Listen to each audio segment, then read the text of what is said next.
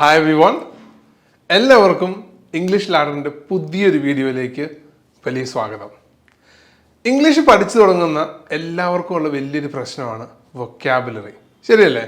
പല സ്റ്റുഡൻസ് നമ്മളോട് ചോദിക്കാറുണ്ട്, സാർ എങ്ങനെയാണ് ഈ വൊക്കാബുലറി ഒന്ന് ഡെവലപ്പ് ചെയ്തെടുക്കുകയെന്ന്. ക്ലാസ്സിൽ അറ്റൻഡ് ചെയ്യുന്നവരും അല്ലെങ്കിൽ ഇംഗ്ലീഷ് പഠിക്കാൻ ആഗ്രഹിക്കുന്നവരൊക്കെ പറയും, എനിക്ക് സംസാരിക്കുമ്പോൾ വാക്കുകൾ കിട്ടുന്നില്ല, ഈ വാക്കുകൾ കിട്ടാത്തത് കൊണ്ടാണ് എനിക്ക് ഫ്ലുവൻ്റ് ആയിട്ട് സംസാരിക്കാൻ പറ്റാത്തത് എന്നൊക്കെ. അപ്പോൾ ഇന്നത്തെ വീഡിയോയിൽ നമ്മൾ കാണാൻ പോകുന്നത് വളരെ സയൻറ്റിഫിക് ആയിട്ട് ഡിസൈൻ ചെയ്തിട്ടുള്ള ഒരു സിസ്റ്റമാണ്. അതായത് ഒരു ചിലവും കൂടാതെ നിങ്ങൾക്ക് സ്വന്തമായിട്ട് നിങ്ങളുടെ വീട്ടിലിരുന്ന് കുറച്ച് സമയം മാത്രം ഇൻവെസ്റ്റ് ചെയ്ത് വൊക്കാബുലറി മനോഹരമായിട്ട് പഠിച്ചെടുക്കാനുള്ള ഒരു വഴി. അതായത് നിങ്ങളുടെ ഇംഗ്ലീഷിലുള്ള പദസമ്പത്ത് ഏറ്റവും മനോഹരമായിട്ട് ഡെവലപ്പ് ചെയ്യാനുള്ള ഒരു വഴിയാണ് ഞാനിന്ന് പറഞ്ഞു തരാൻ പോകുന്നത് കേട്ടോ. അപ്പോൾ എല്ലാവരും ഇത് പ്രാക്ടീസ് ചെയ്യുമെന്ന് ഞാൻ വിശ്വസിക്കുന്നു. നമുക്ക് വീഡിയോയിലേക്ക് പോയാലോ? Let's begin.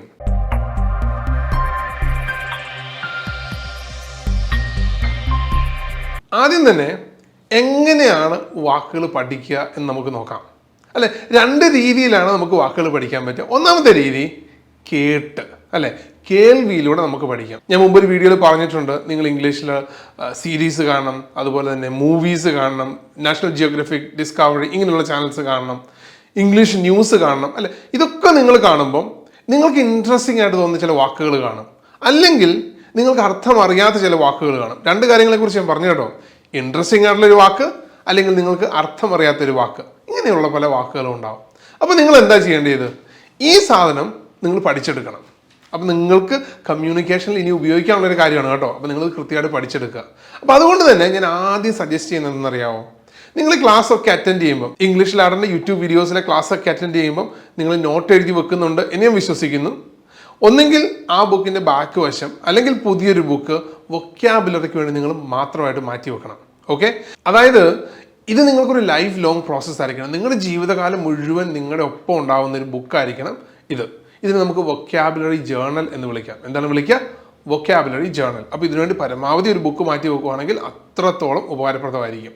അപ്പോൾ നമ്മൾ പറഞ്ഞല്ലോ, നമ്മൾ ലിസൺ ചെയ്യുന്നു. ഒരു ഇംഗ്ലീഷ് പ്രോഗ്രാം കാണുമ്പോൾ എനിക്ക് വളരെ ഇൻട്രസ്റ്റിംഗ് ആയിട്ടൊരു വാക്ക് കിട്ടി, ഞാൻ നേരെ പോയിട്ട് ആ വാക്ക് എൻ്റെ ബുക്കിലേക്ക് എഴുതി വെക്കുകയാണ്. ഇതാണ് ഒന്നാമത്തെ സ്റ്റെപ്പ് കേട്ടോ. ഞാൻ ബുക്കിലേക്ക് ഈ വാക്ക് എഴുതി വെക്കുന്നു. രണ്ട്, ഈ വാക്ക് എഴുതി വെച്ചാൽ മാത്രം പോരാ, കുറേ അധികം കാര്യങ്ങൾ നമ്മൾ അതിൻ്റെ ഒപ്പം ചെയ്യേണ്ടതുണ്ട്. പലരും സ്കൂളിലൊക്കെ പഠിക്കുമ്പം ഈ വാക്ക് എഴുതി വെക്കുന്ന ഒരു ശീലമാക്കിയിട്ടുണ്ട്. വാക്ക് എഴുതുന്നു, രണ്ടാമത് അവരെന്താ ചെയ്യുന്നത്? അർത്ഥം എഴുതുന്നു. അപ്പോൾ ഒരു ചോദ്യം വരാം, അർത്ഥം ഞാൻ എഴുതുന്നത് ഇംഗ്ലീഷിലാണോ മലയാളത്തിലാണോ? ശരിയല്ലേ? ഏതിലായിരിക്കും നമ്മൾ എഴുതേണ്ടത്? അത് നിങ്ങളുടെ ചോയ്സാണ് കേട്ടോ. നിങ്ങളൊരു ബിഗിനർ ആണെങ്കിൽ, അതായത് ഒരു തുടക്കക്കാരനാണെങ്കിൽ, എപ്പോഴും ഞാൻ സജസ്റ്റ് ചെയ്യുന്നത് മലയാളത്തിലും എഴുതാം, ഇംഗ്ലീഷിലും എഴുതാം. നിങ്ങളൊരു അഡ്വാൻസ് ലേണർ ആണെങ്കിൽ, അതായത് നിങ്ങൾക്ക് അത്യാവശ്യം ഇംഗ്ലീഷൊക്കെ അറിയാം, നിങ്ങൾക്ക് പോളിഷ് ചെയ്തെടുക്കണം എന്നാണ് ആഗ്രഹമെങ്കിൽ നിങ്ങൾ ഇംഗ്ലീഷിൽ മാത്രം എഴുതിയാലും മതി. അല്ലെങ്കിൽ ഒരു ബിഗിനർ എന്നുള്ള നിലയ്ക്ക് നിങ്ങൾ ഇംഗ്ലീഷിലും എഴുതുക, മലയാളത്തിലും എഴുതുക. അപ്പോൾ നിങ്ങൾക്ക് മനസ്സിലാക്കാൻ കുറച്ചുകൂടി എളുപ്പമായിരിക്കും. അപ്പോൾ നമ്മൾ ബുക്കിൽ വാക്ക് എഴുതുന്നു, അതിന് ഇംഗ്ലീഷിലുള്ള അർത്ഥം എഴുതുന്നു, മലയാളത്തിലുള്ള അർത്ഥം എഴുതുന്നു. ഇനിയാണ് ഏറ്റവും ഇൻട്രസ്റ്റിംഗ് ആയിട്ടുള്ള കാര്യം കേട്ടോ. അതായത് ഈ വാക്കിൻ്റെ ഉച്ചാരണം എഴുതി വെക്കണം.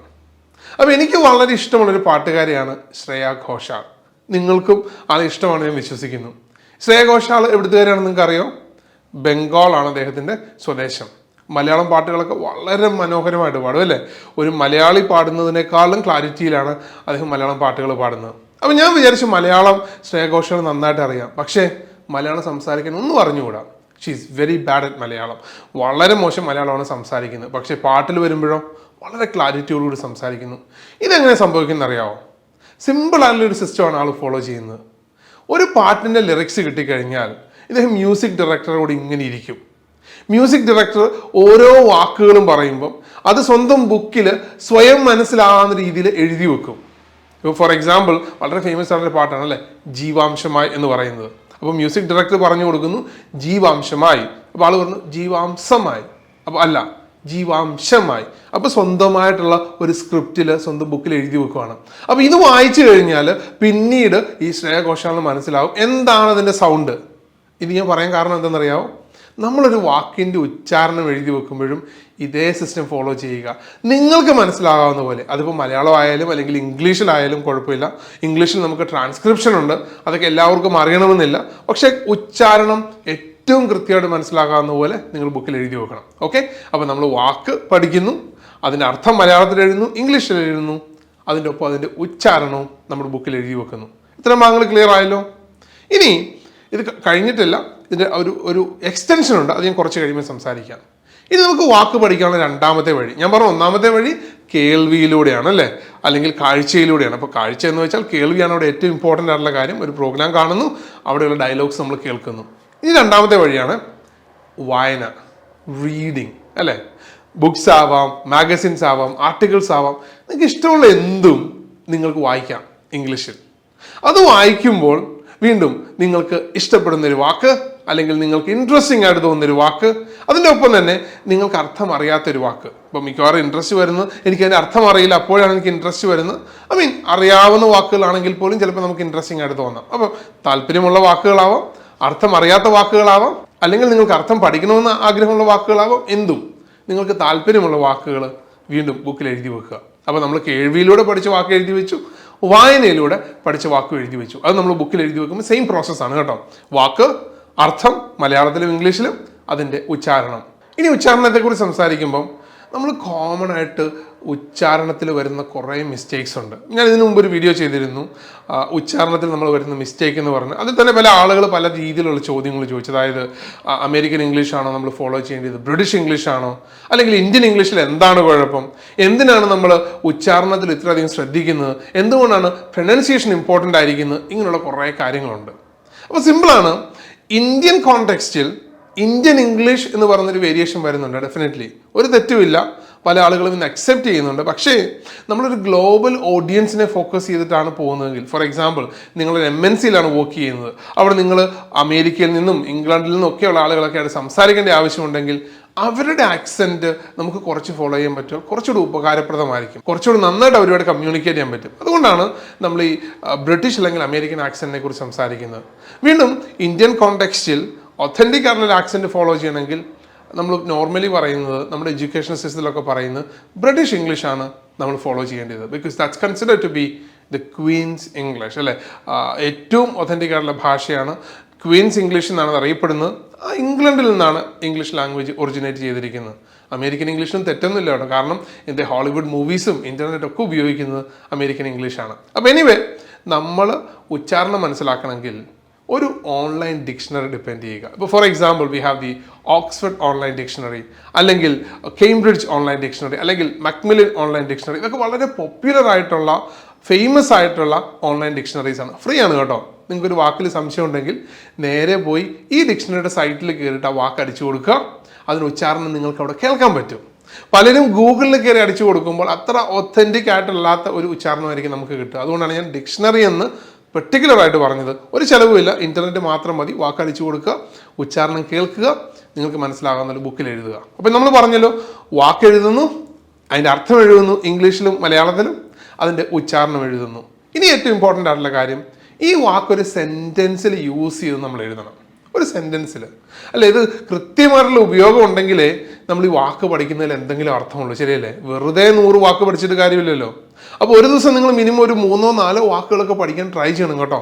നിങ്ങളെ വളരെയധികം ഹെൽപ്പ് ചെയ്തു. അപ്പോൾ എനിവേ നമ്മൾ ഇതിൻ്റെ യൂസേജ് ഒരു സെൻറ്റൻസിൽ എഴുതി വെക്കുന്നു. അപ്പോൾ നമ്മൾ പറഞ്ഞല്ലോ, നമ്മുടെ ഫുൾ പ്രോസസ്സായി.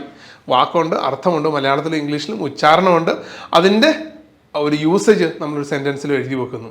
ഇനി ഇങ്ങനെ നിങ്ങൾ എഴുതി 5-10 വാക്കുകളൊക്കെ ആയി കഴിയുമ്പം ഞാൻ അടുത്ത സ്റ്റെപ്പിലേക്ക് പോവാണ്. ഈ 5-10 വാക്കുകൾ ഉപയോഗിച്ച് നിങ്ങൾ ചെറിയൊരു കോൺവെർസേഷൻ ബിൽഡ് ചെയ്യുക, രണ്ടുപേര് തമ്മിലുള്ളത്. ഫോർ എക്സാമ്പിൾ രാജുവും രാധയും തമ്മിലുള്ള കോൺവെർസേഷൻ, അല്ലെങ്കിൽ ജോണും സാമും തമ്മിലുള്ള കോൺവെർസേഷൻ.